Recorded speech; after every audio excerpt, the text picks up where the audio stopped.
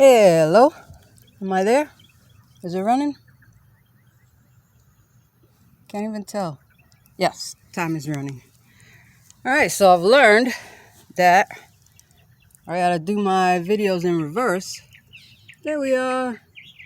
Because if I want to show you anything, I have to turn the phone around, and I can't flip it while it's running. I had to take down the videos the first time because I realized my Google account and my YouTube account were, let me take this mask off. They were having issues that you have a main account, and then you can have channels and a main account and brand names, and I had to organize that so that Inatosha has its own channel and its own YouTube.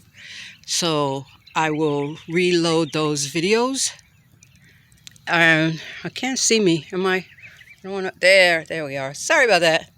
Alrighty. So I'm Marcia, and I am a supporter of resource-based economy, which I learned from the Zeitgeist movement and the Venus Project, and then I learned from other groups that have joined on to that.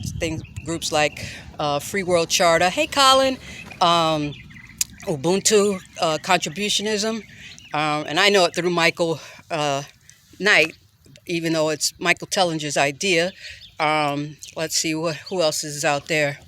The transition, and so there's a lot of groups, and one community for the highest good, Joe Sable. Okay, so there's a lot of groups, and Copiosis too, even though I'm not a fan of that version.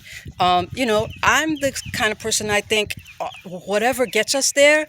I think that we should stop trying to say that somebody's idea is not going to work, because quite frankly, none of our ideas are working yet. There's a lot of stuff going on in the background. People are doing things, and but in terms of like really making headway, we really aren't. And so I feel like this idea that I came up with gives us an opportunity to put the average person who supports our RBE to work. Basically, it's a combination of some of the ideas. We need volunteers to come out and do things, whether it's showing a video or running a library where we're sharing things. We need people to come out and do that. So the first thing is to start growing food. We've got caravans of people marching from different countries, and they're locked up right now, but eventually they're going to be freed, and we need places for them to live and for them to eat and things like that. So we need to get this food into the ground. We need to learn how to do it, because we might not do it well the first time. And so I think a nonprofit can really help us in that it can be our base of operations. We can donate to it. It can purchase property that we can do these things on, so we don't have to keep renting out rental halls to watch the movies and things like that. So that's my idea. I'm using the nonprofit model of a church because churches have a lot of leeway in what they can do. And how much they have to explain themselves. They don't. Inatosha is a Swahili word that means enough is enough, and that's enough of this people not having enough, people struggling to survive. Enough of that. Let's start doing something about that. And the other enough is there is enough on this planet to support the people who are on it. We're just not using it properly.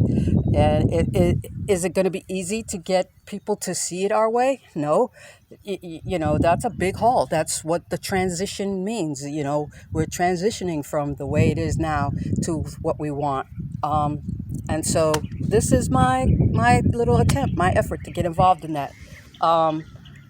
From the other videos, I was recommending that people find the places that where the dirt, where trees were being cut down and ground up into sawdust and half digested mulch, and collect that, use that. There's also overturned dirt where even though at the time there were a lot of trees there, once upon a time there were cows and things on it, so that dirt has a lot of manure in it. And collect that. I showed you the bags that I was using, construction bags. You can reuse them, so that's great. And they're strong and tough.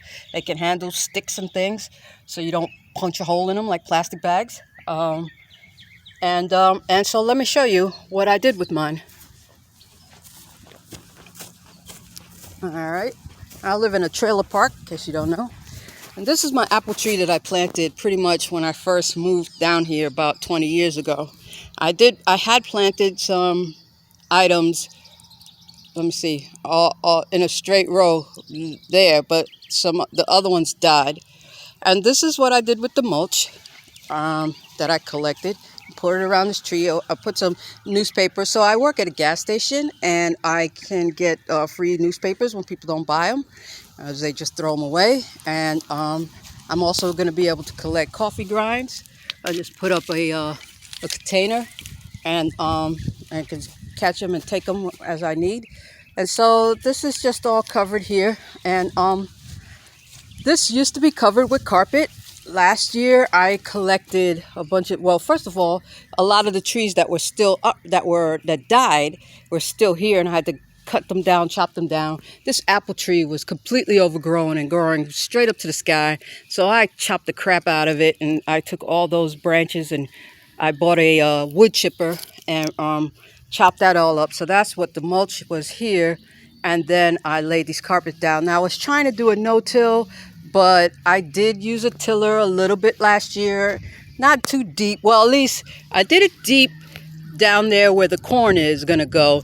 But back here, I just sort of just rolled over the surface a little bit, and then I put these leaves down. Problem is, I'm really just growing ants. I've become an expert at growing ants. I don't know if you can see them. Well, I might have stomped on that one. And I've got to really figure out how to not do that, because I would really like to grow the worms right out here in the ground. And I couldn't get rid of all the wood, and so I started burning some of it, and I still got a little bit more to do. And I actually use carpet as opposed to anything else. The water goes through it and the light doesn't, and it really breaks things down. I'm going to probably get some more of this mulch. I'm actually considering going out later tonight, even though I work overnight, and I've been at work all night, and I got stuff to do all day. I'm thinking to go again because it's Sunday, and I don't want to go on a Monday when the construction equipment is out, and grab some more. There's a lot more over by Wake Tech Community College, and I think I'm going to go get some more. I just have to keep saying that, and maybe I'll really do it. Because, once you get in the house, you don't feel like doing anything. Now, this tree was one of the ones that was over at the other place that was put down some 20 some odd years ago. But it seemed to be alive before, and now I don't know how this branch got broken but now with this fungus and stuff growing, I'm not sure it's alive anymore. It was a giant trunk down there, which should have had lots of opportunity for it to grow, and I don't see any life. I don't see any budding or anything, so I'm starting to feel like this experiment has failed. So I don't have money for a tree just yet, but if it doesn't do anything by the time I do, it's going to get pulled up. And then we'll find out whether I was right, if something was growing. I'll find out I was wrong. I could have left it. One of these trees is a pineapple pear. I went back to Walmart and got the information. And the other one is a kefir pear. Now, don't ask me which is which because I forgot. But hopefully I can find out, or some wonderful person from the interwebs will be able to find out. We'll see. We'll see as it grows. So one of them is a pineapple, and one of them is a kefir. And look, the mosquitoes just love it here. Can we see the mosquito?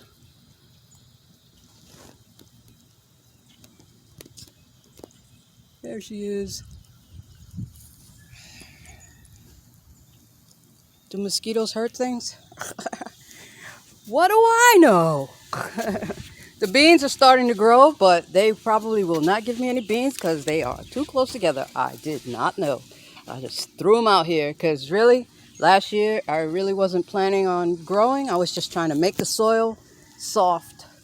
I am going to take some of these collard greens in, because even though it's flowering, these guys are good right here. I can cook these. I think I did not put these plants in deep enough because they're all sort of, let me see. Oh, I'm sorry. Terrific video, Everett. See how they bent over?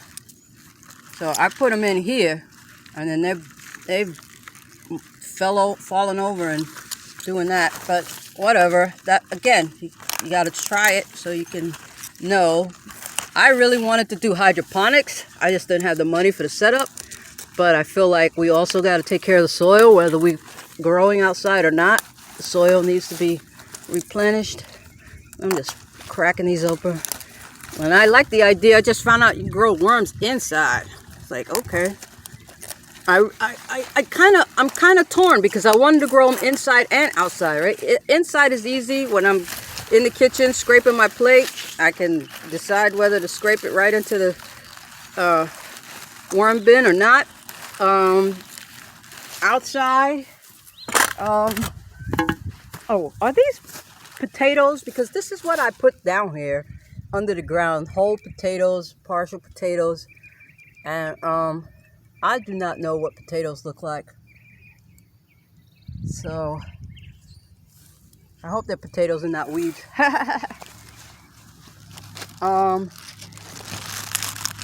And this is where the corn is going to go.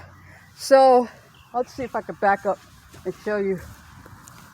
My yard, the sun comes from this way, and it blasts this yard because this is a trailer park and there's no trees, right? So I do want to do citrus, and I'm thinking to do it this way, but then when it grows, it's going to block out other things behind it. So I have to maybe do a zigzag, and so that may limit what I can have. This is a lime tree. And I think it made it. Look, there's a little leaf. It made it. It made it through. Despite the ants trying to take over its spot. This was my worm bin, but really it was an ant farm, which I drowned out yesterday.